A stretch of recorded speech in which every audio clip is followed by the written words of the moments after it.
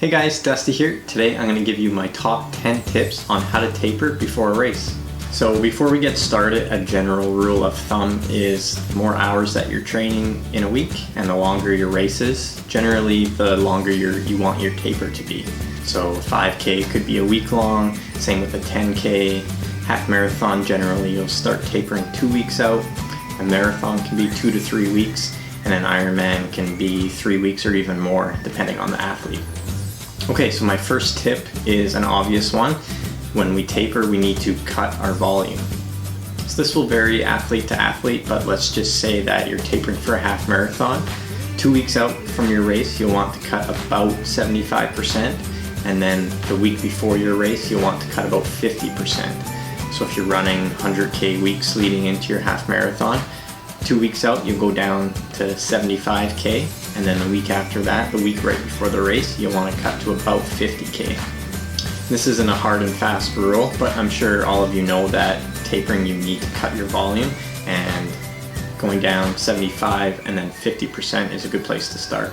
Tip number 2 is you'll want to keep your intensity. A lot of people when they go through their taper, they drop all intensity, and that's not what we want to do. We want to stay sharp, and if you drop intensity come race day, more often than not, I've experienced this many times myself, but you might feel flat. So you want to keep intensity up, however you want to drop volume, like I talked about before.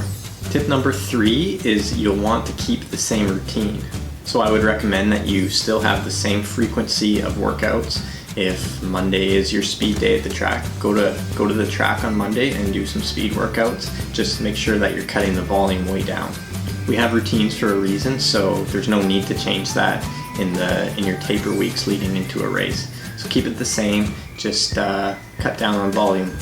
Tip number 4, I have found this works really good for me and for many other athletes as well, but I recommend taking a full rest day. That means no training 2 days before your race. So if I'm racing on Sunday, I'll always take Friday off, and then Saturday, if it's a running race on Sunday, I'll do a shakeout run. So anywhere from 15 to 30 minutes, most of it real easy. I'll do a few little bursts up to race effort and then back down. Just making sure everything's good, seeing if I have any issues in my legs, and just revving it up a little bit to get me ready to go for the race day. And same thing if Sunday is a triathlon race. I'll do a short little swim, I'll do a short little bike, especially bike to make sure everything's good and I don't have any mechanical issues, and then a very short run off the bike. Alright, tip number 5 is one a lot of beginners mistakenly do, and that is when you go to the pasta party or banquet meal, sometimes the night before a race or 2 days before a race, if your race is big enough, there might be a pasta meal. And a lot of times new runners or new triathletes hear so much about carbo-loading that they just load up their plate with as much pasta and bread that they can possibly fit in their stomach, and that's not a good idea. We're not camels, we're not going to store all those carbs and have unlimited amounts of energy come race day. You're going to feel heavy, you're going to have to spend some time in the porta potty if you overeat in the days leading into the race. So don't overeat at the pasta party or banquet or whatever your race is calling it. Tip number 6 kind of has to do with nutrition as well, and that's hydration. So in the week leading into a race, well, actually all the time for me, but I always make sure I have a water bottle on me, and I'm always taking sips of it. I think one bad piece of advice a lot of people give when it comes to tapering is you can't drink too much water, and yeah, you can drink too much water. So yes, hydration is important, but you want to make sure that you're getting electrolytes as well. So come race week, probably 1 in 3 water bottles, sometimes even 1 in 2, I have an electrolyte mix in my bottle to make sure that I'm getting the appropriate electrolytes I need leading into the race. Interestingly enough, there's even some products out there that recommend that you actually electrolyte load going into a race, especially if it's going to be really hot. I don't know if there's any science backing that, but yeah, it's important to hydrate before a race, and it's important to make sure that you're staying caught up on your electrolytes. Tip number 7 is one that's obvious, and if you're a beginner runner or triathlete, it's probably something someone has told you, and that is to don't change anything in the weeks or days leading into a race.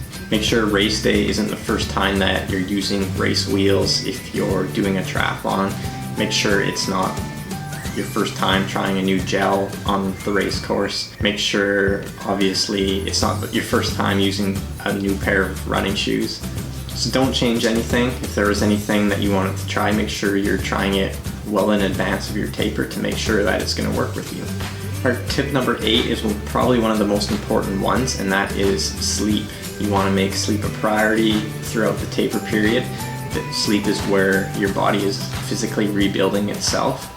And I think when it comes to sleep and endurance sports, it's grossly undervalued and something we need to be making a priority, not only all the time, but especially in the weeks and days leading into your event. Tip number 9 is just knowing that when you first start your taper, you might start feeling really crappy, and just know that this is very normal. Typically when we start our taper, it's coming off of our biggest training week that we've ever done.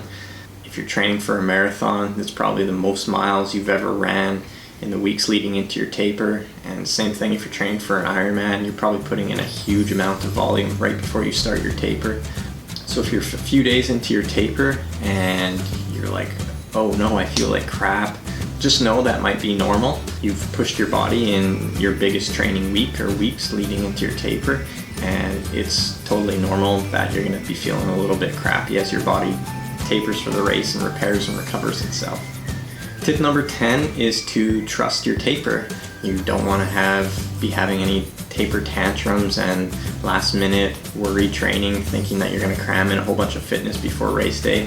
You need to trust the process, and if that means flipping through some training journals and reflecting back on all the big key workouts you did, then that's good. If that's going to give you too much anxiety about the race, then maybe just Netflix and chill. That's always a good thing to help keep your mind off the race.